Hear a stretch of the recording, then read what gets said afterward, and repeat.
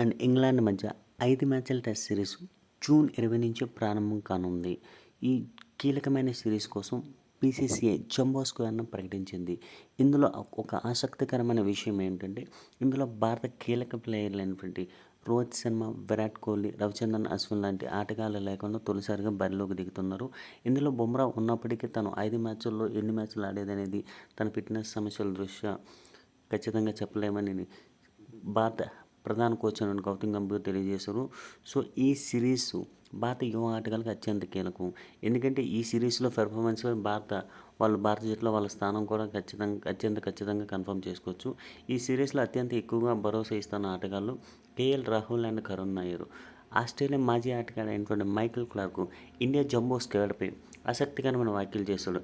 అవి ఏంటంటే, India jumbo స్క్వాడ్లో భారత ఆటగాళ్ళందరూ కేఎల్ రాహుల్ అండ్ కరుణ్ నాయర్పై ఆశలు పెట్టుకుంటే, వాళ్ళతో పాటు వాళ్ళకంటే అత్యంత ఎక్కువగా సాయి సుదర్శన్, అంటే గుజరాత్ యువ ఓపెనర్ అయినటువంటి సాయి సుదర్శన్పై అత్యంత ఎక్కువ హోప్స్ పెట్టాడు. అతను ఏమన్నాడంటే, సాయి సుదర్శన్ని మొదటి 10 ఓవర్లలో కనుక అవుట్ చేయలేకపోతే ఇంగ్లాండ్ బౌలర్లకు కష్టమే. ఎందుకంటే అతను వికెట్ని అత్యంత సులభంగా వదులుకోడు.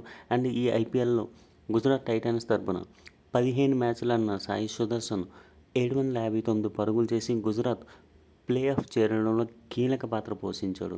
ఎందుకంటే అతను ఆడిన ప్రతి మ్యాచ్ అత్యంత టైమింగ్స్, అద్భుతమైన షాట్లతో కీలకమైన ఇన్నింగ్స్ను ఆడాడు.